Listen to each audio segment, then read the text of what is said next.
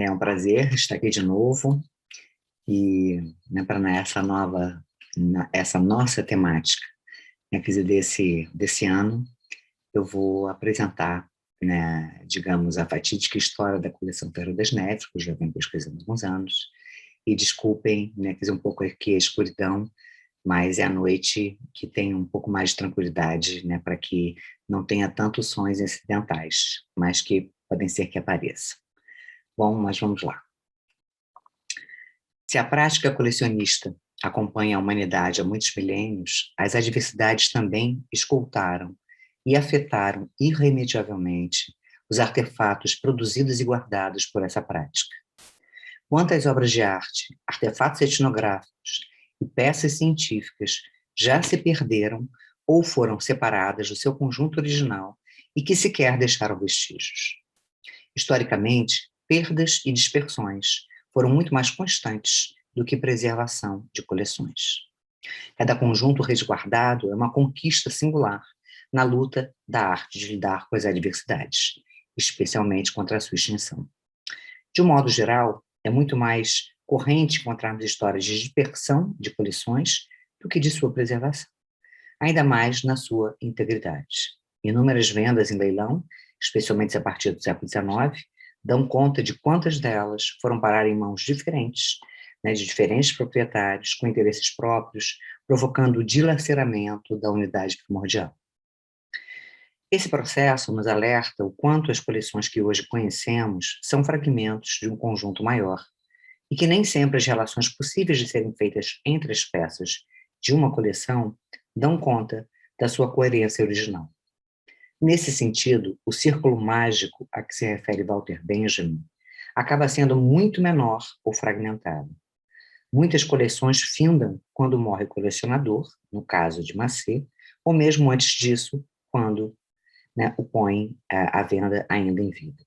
No sentido de que a ideia e, digamos, a dialética da ideia de eternidade e morte sempre acompanham a história das coleções. Nesse sentido, as coleções geralmente não compreendem um círculo fechado, mas se reconfiguram de tempos em tempos, cujos colecionadores passam a ser outros personagens ou mesmo instituições, distantes do primeiro proprietário que a configurou na sua primordialidade. O vínculo entre persona e coleção, tão desenvolvido em estudos sobre colecionismo, demanda outras visadas a relativizarem essa relação de pertença e personalização das peças que a constituem.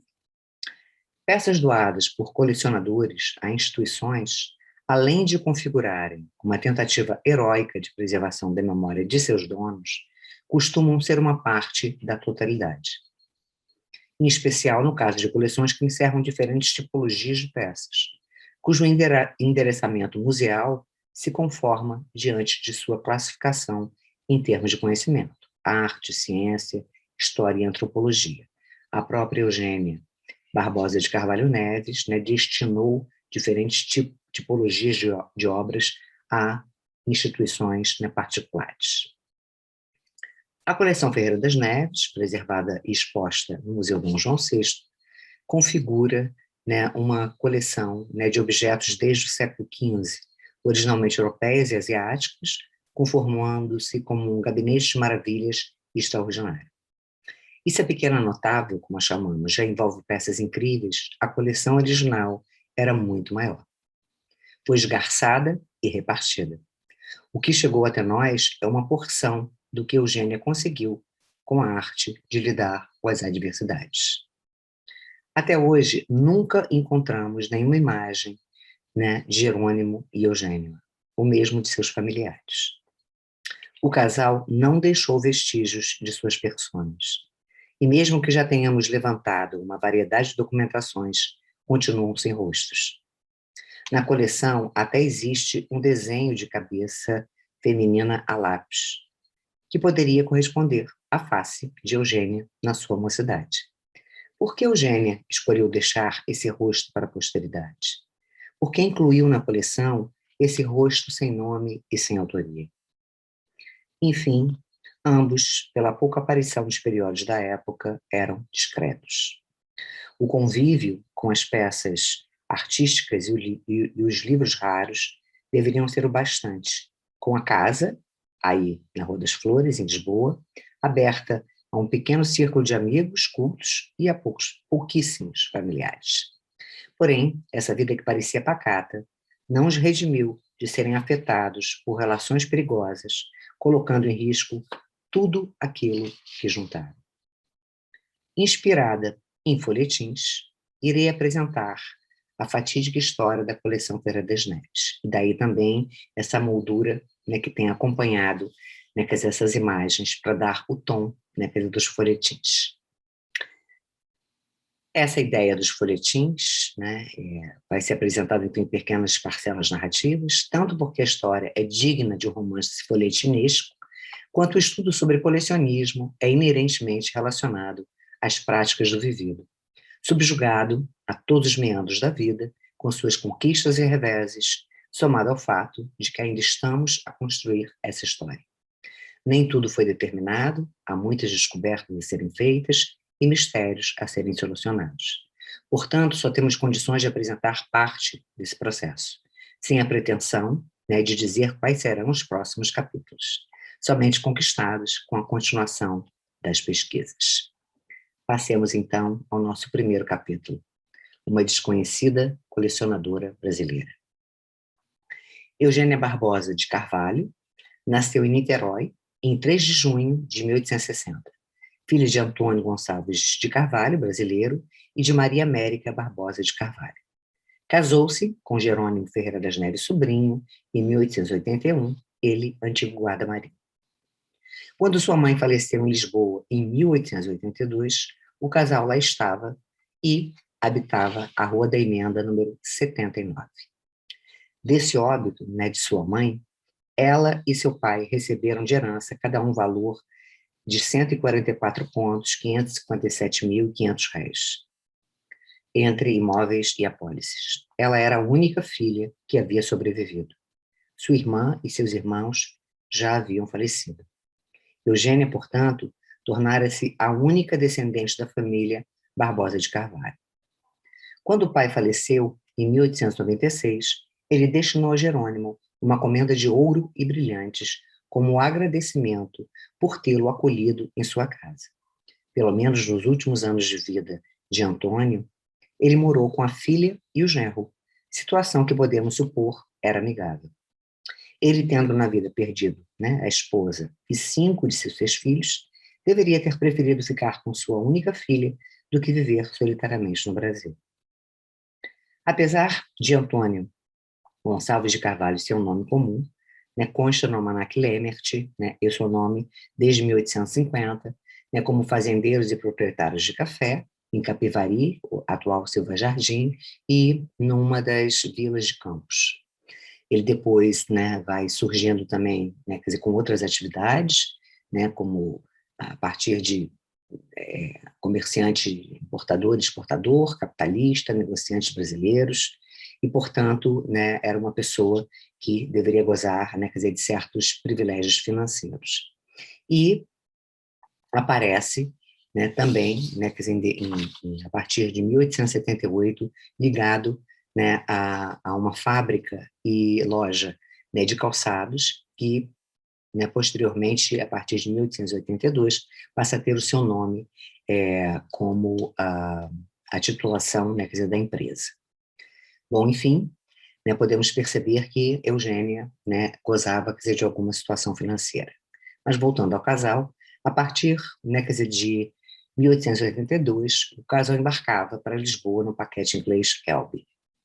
E Eugênia, pelo menos, né, por lá deve ter permanecido, porque não encontramos até hoje anúncios de seu retorno nos jornais cariocas até 1901. Somente Jerônimo foi o único referenciado por contemporâneos portugueses devido à sua biblioteca americanista, e algumas peças, moedas e medalhas, especialmente por Sousa Viterbo. Por outro lado, o que Eugênia legou à Escola Nacional de Belas Artes, apesar de especificar que deveria ser denominada Coleção Jerônimo Ferreira das Neves, pouco tem a ver com o que foi mencionado sobre o marido em Lisboa.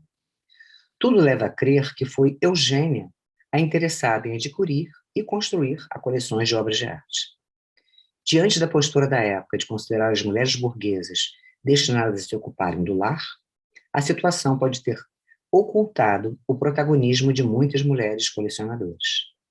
Certamente, algumas não se subjugaram a esses preceitos, mas a história não lhes deu visibilidade, questão que só tem sido revertida bem recentemente. Mesmo que não tenhamos comprovação da aquisição de peças por Eugênia, foi ela a designar o que desejava doar à Escola Nacional de Belas Artes no seu testamento, redigido em 1936. Se seguiu, né, sugestões do marido, difícil saber. Entretanto, no testamento de Jerônimo, nenhuma coleção nem doação foi mencionada. De certo, foi ela quem assumiu o comando quando Jerônimo faleceu em 1918 e teve que enfrentar a difícil situação de sua sogra reclamar pela herança do que teria pertencido ao casal. Como não tiveram filhos pela lei da época em Portugal, né, também no Brasil, até determinado momento, 2/3 dos bens seriam encaminhados aos ascendentes caso fossem vivos. Do contrário, Eugênia seria herdeira universal. Porém, a sogra estava viva. Soma-se o fato de que todos os pertences de Eugênia eram compartilhados entre o casal, associado por comunhão de bens. Mas aquilo que poderia ser de propriedade dela estava imputado como patrimônio do casal, e assim passível de negociação na partilha da herança do marido. Mesmo sabendo dessa contingência, a sogra, Maria Ferreira das Neves, preferiu requerer o que seria seu por direito. Foi somente a partir da leitura do processo de disputa dos bens do casal, né, denominado, né, como propriedade de Jerônimo, em Lisboa, encaixotados em guarda-móveis durante 20 anos, que foi possível compreender as relações familiares, nada pacíficas, e perceber o conjunto de bens que detinham, muito mais amplo do que hoje constitui a coleção Ferreira das Neves no Museu Dom João VI, cuja parcela já é por si só inestimável. Partamos para o segundo capítulo. Uma mulher nascida na família Ferreira das Neves. Maria Ferreira das Neves nasceu no Rio de Janeiro, né, por volta aí de 1830, né, a princípio, a data que nós chegamos é 1832, e foi batizada na freguesia de Magé. Filha do comendador Jerônimo, né, Ferreira das Neves, natural de Lisboa, e de senhorinha Ferreira das Neves, brasileira. O comendador Jerônimo era tio do colecionador brasileiro, que nós chamamos de nosso Jerônimo, irmão de Francisco Ferreira das Neves, também de origem lusa e recebedor de 2 comendas portuguesas. Jerônimo tio, né, ficou viúvo em 1837. E dentro da ideia, né, de manter os numerários conquistados em família, consentiu que sua única filha, com a senhorinha, Maria, se casasse com seu irmão Francisco. Os irmãos, né, Jerônimo, o tio, e Francisco foram proprietários, né, de uma confeitaria, né, e refinação de açúcar, né, no Largo do Capim, e, sem sabermos se eram afortunados de nascença, não temos condições de ponderar se já possuíam algumas posses antes de se enriquecerem no Brasil.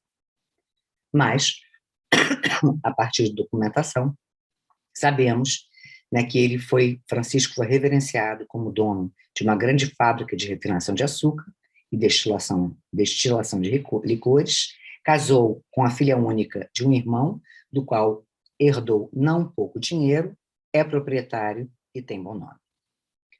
Maria Ferreira das Neves continuou com o mesmo sobrenome, né, na medida que permaneceu na família. No inventário de sua mãe, senhorinha, constavam escravos especializados em refinação de açúcar e uma série de utensílios próprios de confeitaria, o que faz supor que seu marido, o comendador Jerônimo, tenha herdado o empreendimento e feito sociedade com seu irmão. Tio e sobrinha consorciados construíram boa prole, um total de 6 filhos: Alfredo, Francisco, Jerônimo, o nosso Jerônimo, José de Alcântara, Maria de Ascensão e Francisco Carlos. Né, para além, de um deles, né, os demais não tiveram a mesma fertilidade da mãe. Somente José de Alcântara teve filhos, Maria Helena e Jorge, que foram alvo de posteriores heranças, bem limitadas, aliás. Com exceção do comendador Francisco e de seu filho Jerônimo, todos os demais faleceram em Lisboa, sendo todos os filhos designados como proprietários nas documentações levantadas, ou seja, viviam todos de rendimentos. Por mais que haja o jazigo perpétuo da família do comendador Francisco Ferreira das Neves, no cemitério da Penitência, no Caju, a família nunca lhe fez companhia. Maria e os filhos foram enterrados no segundo cemitério de Lisboa, e Jerônimo no jazigo da família de Eugênia. Relações estranhas, não? Bom, Maria atuou em várias frentes beneficentes junto ao marido. A Igreja Nossa Senhora das Neves, em Santa Teresa, foi um dos legados de seu marido, o principal provedor, e ela era vice-provedora, para que a construção se realizasse. Ele, proprietário de terras no bairro, vendidas aos poucos a diferentes proprietários. Sem uma data precisa de quando o casal Maria e Francisco e os filhos se mudaram para Niterói, é certo que residiram em uma confortável edificação na Rua da Praia, número 45. Podemos vislumbrar como moravam pelo anúncio da venda do imóvel e da listagem, né, dos equipamentos, né, que foram leiloados quando da morte de Francisco. Era uma, né, mansão, né, quer dizer, de grande dimensão, e os móveis eram, né, quer dizer, variados, com várias tipologias de objetos, mas enfim. Uma espaçosa e sólida construção, jardins aprazíveis, móveis de madeiras nobres, espelhos, quadros, peças de porcelana chinesas e europeias, relógios e um piano de cauda dão a noção de que a família gozava de um ambiente faustoso e elegante, a desenvolver o gosto dos filhos por peças de qualidade e pela decoração atualizada da época. Bom, mas, voltando, né, a Maria, cumprindo o testamento do marido, Maria pôs em leilão os móveis e os recheios do palacete em que residia e ainda alforriou 12 escravos, partindo para Portugal. Se Maria era filha de Jerônimo, casada com o tio Francisco, e Maria dizia nunca ter recebido sua herança de sua mãe, podemos supor que o pai fez bom uso dos bens de senhorinha. Ela, sim, parece não ter tido autonomia para gerir sua herança. Pelo que indicam as fontes nos periódicos, Maria não aceitava facilmente essa situação. Em anúncio publicado, né, no Jornal do Comércio, em 1877, Maria protestava contra a venda de um imóvel que julgava seu. E seu pai resolveu responder na mesma, né, no mesmo nível, também publicando, né, quer dizer, no jornal. Diante, né, quer dizer, dessa contenda pública, podemos conjecturar que Maria não se conformava com as atitudes do pai e que não houve possibilidade de solução amigável entre os dois. O pai resolveu responder de igual maneira, anunciando no jornal a sua versão.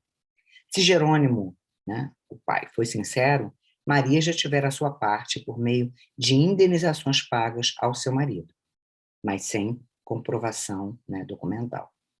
Pelo tom do discurso, o comendador Jerônimo tratava de limpar seu bom nome na praça e ainda acusar a filha de mesquinharia. E ele poderia ter finalizado a resposta com um versinho de Sousa Viterbo, né, que diz: foste acusar-me a justiça, foi injusta a acusação, pois quando tentei roubar-te, já não tinha coração. Em relação ao marido, não parece que Maria guardasse algum rancor. Ao que parece, Francisco era tido como bom marido, pai e irmão. Francisco redigiu seu testamento um pouco antes de falecer, aos 62 anos, provavelmente cioso que a morte lhe acometeria em breve e precisava garantir o sustento da família. Não sabemos, contudo, o fim da fortuna do comendador em relação à mulher, pois se Maria estivesse em boa situação financeira, não precisaria reclamar por heranças, ou então era capaz mesmo de mesquinharias. No seu testamento, já, né, agora voltando a Maria, realizado em 23 de junho de 1910, em Lisboa, Maria afirmava que fizera o inventário do marido e que entregara a cada um dos filhos o que lhe pertencia, né, na partilha. Bom, Da terça parte, né, ainda diante do testamento, e que ela podia, né, quer dizer, dispor, né, quer dizer, livremente, ela só designou, né, só a herança para 3 filhos. E designando 2 imóveis no Rio de Janeiro, um deles justamente o imóvel do Largo do Capim, que é a contenda, né, quer dizer, com o pai. Também, né, quer dizer, os 3 filhos, que foi o José de Alcântara, Francisco Carlos e a Francisca, ela deixava todos os imóveis, um quadro grande, né, que tinha, né, na sala, objetos, né, quer dizer, de valor existentes em sua casa e joias, né? Portanto, né, quer dizer, Maria, né, estava longe de viver, né, modestamente, né? Aí é uma parte aí do inventário. Mas partimos agora para o nosso próximo capítulo. Malvadezas de uma sogra. Quando o comendador, né, Jerônimo Ferreira das Neves, o pai de Maria, faleceu em 1890, em Lisboa, no seu testamento, redigido 10 anos antes, literalmente descreveu que a filha Maria era uma malvada e que não acreditassem nas maledicências que ela proferisse contra a madrasta, Maria Adelaide. Por mais que não tenhamos condições, né, quer dizer, de julgar totalmente as posturas de Maria, é certo que 2 de seus filhos não coadunavam com seus procedimentos. No seu testamento, descrito, né, aqui, ela mencionava que eles tinham faltas de amizade e pouco respeito para com ela. Um deles era Jerônimo, o nosso Jerônimo, o outro, Alfredo, o mais velho, que temos muito, muito pouca informação. O que podemos perceber é que Eugênio e Jerônimo não tinham boas relações com Maria, a qual, quando soube que o filho tinha falecido no Brasil, resolveu reclamar para si o que o casal deixara em Lisboa. Segundo leitura do processo do inventário de bens de Jerônimo, né, o nosso Jerônimo, todo esforço, né, quer dizer, de Eugênia, foi para que a Justiça de Lisboa entendesse que a sogra não tinha o direito de fazer a petição do inventário, visto que, como Jerônimo falecera em Niterói, o processo deveria ser realizado no Brasil, e ainda porque ele designara sua esposa, em seu testamento, como cabeça de casal para assumir o processo. Contudo, Maria Ferreira das Neves constituiu advogado e solicitou, em 1919, o arrolamento dos bens do filho, deixados encaixotados em Lisboa. Acatada a solicitação feita por Maria, entre março, né, 26 de março e 3 de junho de 1919, procedeu-se ao arrolamento dos bens e imposição dos selos nos objetos encontrados nos caixotes, comandado pelo juiz Antônio de Castro Pereira de Sola, que vocês veem aí a rubrica, né, que justamente acompanhava, né, e autenticava esse processo, né, quer dizer, de vistoria. O irmão de Jerônimo, Francisco Carlos, foi designado depositário dos bens, o qual era responsável por acompanhar a conferência e transportar os objetos para sua casa, ou seja, os preciosos bens de Eugênio e Jerônimo foram, né, desempacotados, manipulados e transportados para outra morada. Alegando ainda a fragilidade das peças, Francisco Carlos solicitou autorização para vender tudo em leilão o mais rápido possível. Desse modo, os objetos do casal não interessavam à família de Jerônimo, mas sim ao que podiam render financeiramente. Com a concordância dos termos apresentados por Francisco Carlos, né, o juiz Pereira de Sola despachou para o Ministério Público a concordância, né, e que também não se opôs. O leilão consentido levaria à praça uma boa oferta de obras de arte e livros raros a novos colecionadores, como, né, é a prática corrente, né, quer dizer, das coleções, né, na sua grande maioria. Do outro lado do Atlântico, Eugênia deve ter ficado inconsolável ao saber de todo esse procedimento, desolada pela apropriação dos bens do casal à sua revelia e desesperada com a ameaça de tudo perder. Nomeou um procurador, né, em dezembro de 1919, e 2 advogados e um solicitador em fevereiro de 1920, nessa última data, correspondendo à proximidade de sua chegada em Lisboa. A briga judicial começou. Em dezembro de 1919, né, foi incorporada ao processo a petição de Eugênio, né, que, por meio do advogado, veio justificar seu lugar como cabeça do casal e testamenteira. A partir dessa data, os advogados apresentaram uma série de argumentos jurídicos, compreendendo muitas e muitas páginas, para oferecerem as justificativas para a defesa de suas respectivas clientes. Quando Eugênia chegou a Lisboa para enfrentar a situação pessoalmente, teve o alívio de constatar que os bens não haviam sido ainda leiloados e que lhe restava a esperança, né, de reavê-los, pelo menos em parte, já que a lei favorecia o maior quinhão da herança para a ascendência. O que é certo é que Maria e Eugênia desenvolveram relações perigosas, impossibilitando qualquer opção de acordo. Com as indas e vindas das apelações, o processo só se deu por encerrado com o cálculo das custas em abril de 1923, e acompanha os 3 volumes do processo um apenso que tratava dos autos cíveis de agravo de petição, que, por fim, daria ganho de causa a Eugênia. Por essa época, Maria Ferreira das Neves já havia falecido, fato que ocorreu em 10 de novembro, né, de 1922, quando possuía 90 anos. Foram seus filhos a herdarem a parte que lhe cabia na herança. Como em um folhetim, as malvadezas de uma sogra não tinham mais efeito com sua morte. E tal qual diz o ditado popular, não há mal que sempre dure, nem há dor que não se acabe. Eugênia teve que retornar ao Brasil só com parte de seus pertences, mas alguns dos seus bens, né, foram restituídos a ela.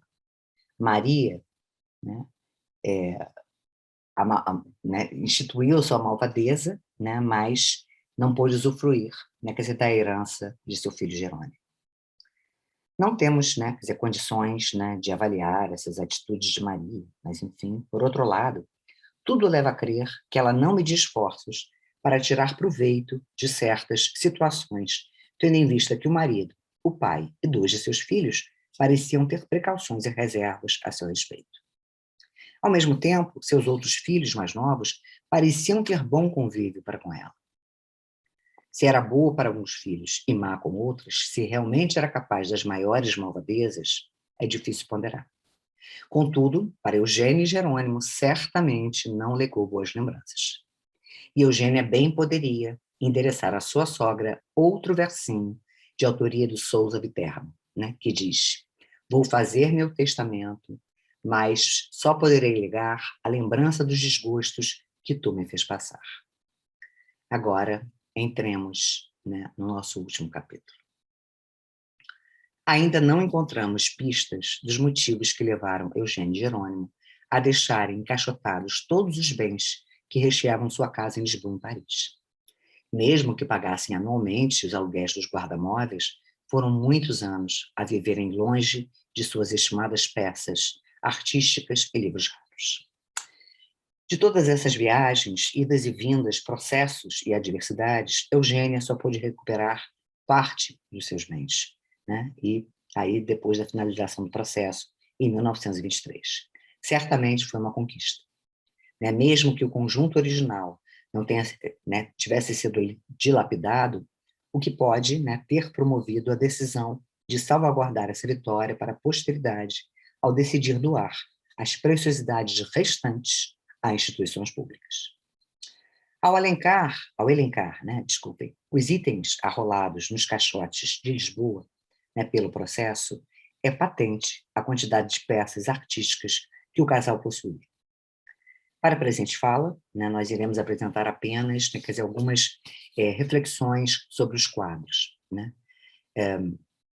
E, para além, né, quer dizer, dos quadros aí arrolados, né, existiam também, quer dizer, esculturas, né, móveis, uma infinidade de porcelanas, alguns cristais, centenas de garrafas de vinhos, têxteis, roupas e os livros da Biblioteca Ferreira das Neves, que esperamos oportunamente analisar.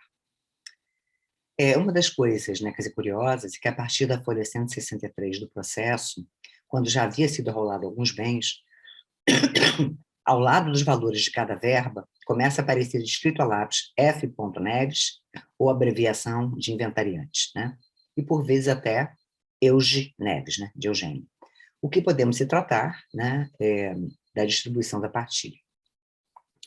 A partir, né, quer dizer, dessa contingência, dessa listagem, né, e aqui no caso dos quadros, né, acabamos construindo uma listagem que também não vamos apresentar, porque ela é bastante extensa, né, e com algumas características, né, que acabamos por escolher, né, quer dizer, para fazer essa transcrição, que vocês vão ter oportunidade de acessar, né, quer dizer, quando o texto for publicado. Bom, mas de todo esse conjunto, né, de 72 verbas arroladas como quadros, né, podemos perceber algumas preferências. Para além dos quadros, né, com motivos religiosos, com presença significativa, predominavam os chamados quadros de gênero, com certo destaque à escola holandesa e autores espanhóis.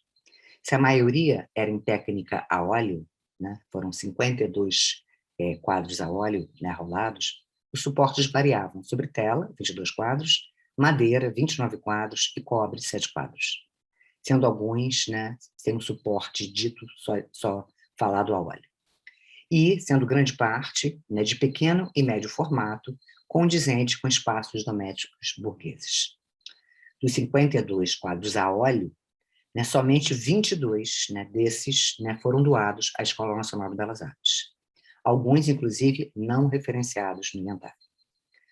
Com exceção da tela, né, dos arcanjos Miguel e Geudiel, que podem ter sido interpretados como um juízo final, né, por causa da balança, podemos identificar no arrolamento a maioria das telas presentes na coleção doada por Eugênia à Escola Nacional de Belas Artes, todas marcadas destinadas a inventariantes, né, naquela abreviação.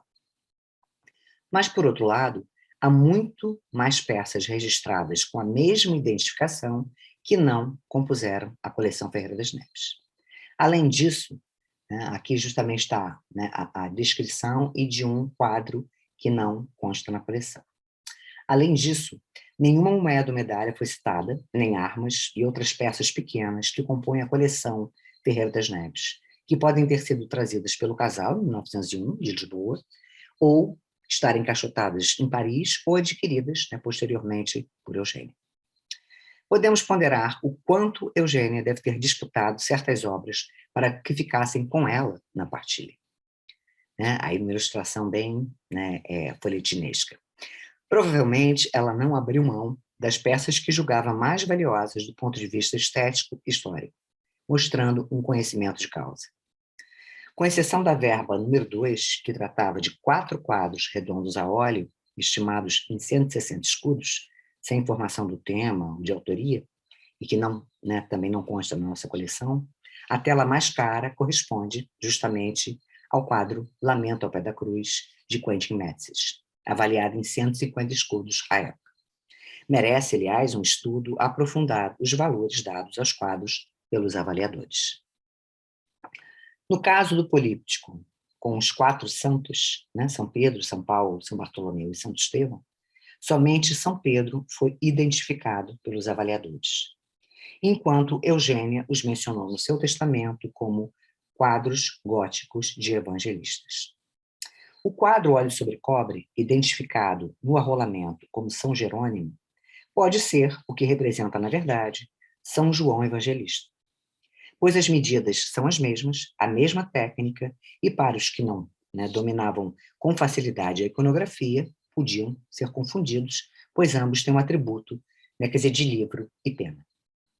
O quadro identificado no Museu Dom João VI como A Caminho do Calvário foi nomeado no inventário o Senhor da Cana Verde, né, que também tem outras titulações, bem como a Santa Face foi denominada um quadro pintado em madeira figurando uma cabeça de Cristo. Com esses exemplos, fica patente o quanto, né, variam as identificações e os títulos de obras conforme os olhos de quem as avalia, e que não existe uma titulação absoluta e inconteste, né, nas peças de uma coleção, muito menos no museu. O que causa estranheza é a lista apresentada por Eugênia, em que ela fornece, né, como ela diz, notas dos objetos que deviam existir nos 135 caixotes, confiados à guarda de M. Luiz da Silva pelo Dr. Jerônimo Ferreira das Neves, em que ela anexa o processo e mostra a listagem, né, do que tudo que deveria conter nesses caixotes, né, para confrontar, né, quer dizer, ao arrolamento dos bens. 3 caixotes, né, de número 45, 59 e 69, foram descritos como contendo um quadro de sala, quadros com molduras e quadros, né, respectivamente. Mas, pelo processo, foram todos elencados, que correspondem a muitos e valiosos quadros.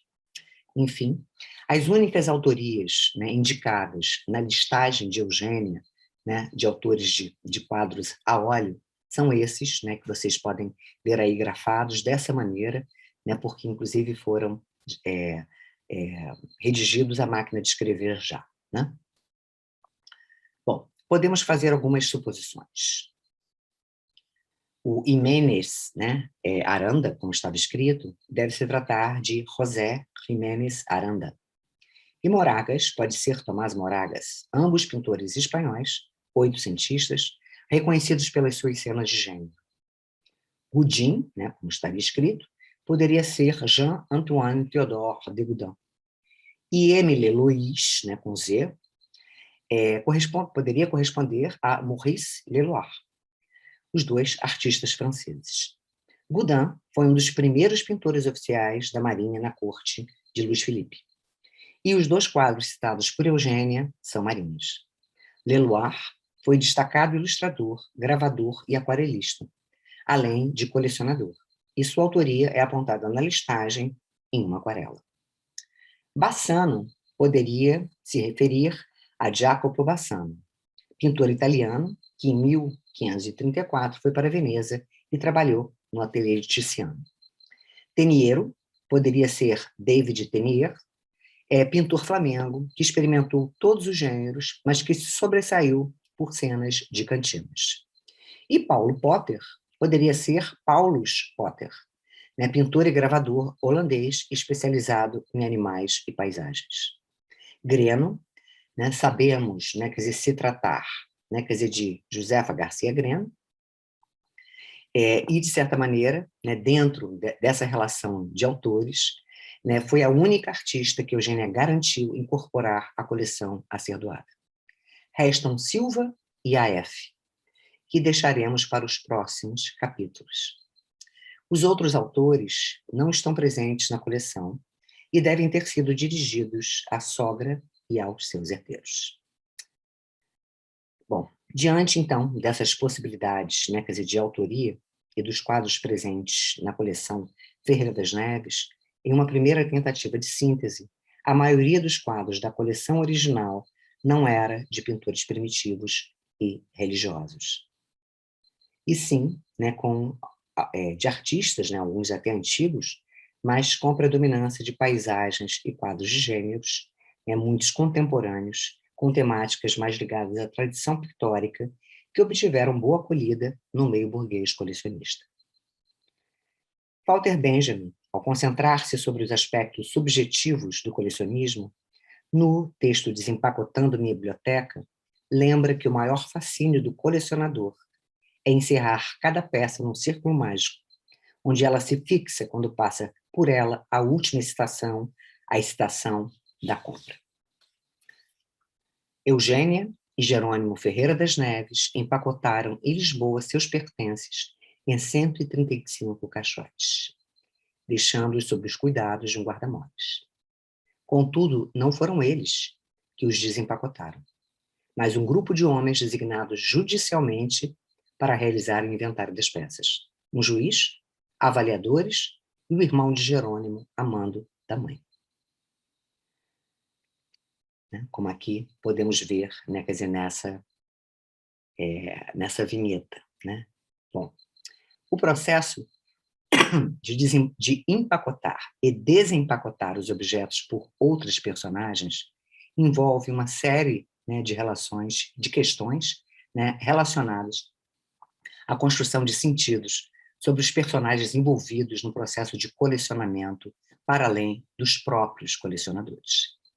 Dessas tramas e malvadezas, dessas disputas judiciais e legados, podemos perceber que uma coleção não está submetida apenas às ações dos colecionadores, e de suas personalidades, e das lembranças, né, de cada aquisição, de cada compra, né, como lembra Benjamin. Há muito mais questões que incidem sobre ela. Jerônimo passou literalmente pelo processo de empacotar a sua biblioteca, sem nunca ter tido a oportunidade de desempacotá-la. Morreu antes disso. E caberia a Eugênia essa missão, da qual não pôde concretizar pelas circunstâncias aqui expostas.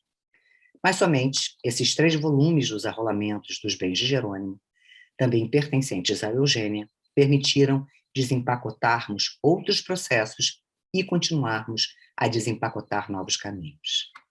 Maria Ferreira das Neves não doou nada de seus bens a instituições públicas e parece ter levado um rancor, né, para o resto da sua vida por não ter recebido a herança que julgava, né, merecer. Talvez, como vingança, assumiu a demanda, né, de ser, né, quer dizer, a testamenteira, né, da herança, né, quer dizer, de Jerônimo.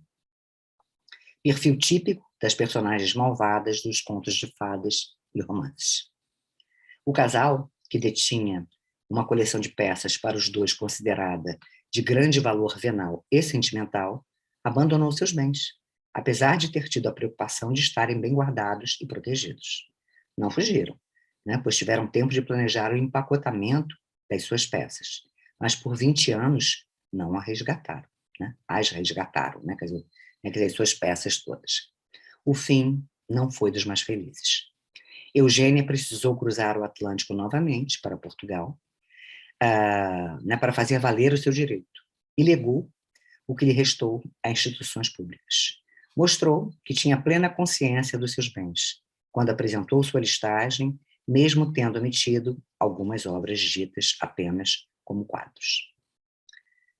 Nesse final da história, aqui apresentada, que não é o término do folhetim, podemos, né, quer dizer, rematar perguntando quem vocês acham que era a boazinha e a malvadeza dessa história. Se conseguiram acompanhar esses capítulos, né, até o momento, já devem ter sua opinião. Mas, apesar de podermos discutir as atitudes das personagens, que afinal nos interessa, né, o que afinal nos interessa é compreender, né, que na história do colecionismo as relações perigosas fazem parte da sua trajetória e existem muitas malvadezas envolvidas. Na história da arte, nem sempre existe final feliz, mas a felicidade pode ser fruto de uma malvadeza. Graças à atitude de Maria Ferreira das Neves, pudemos conquistar outro entendimento da coleção de Eugênia e Jerônimo. E o que nos resta é esperar os próximos capítulos. Obrigada.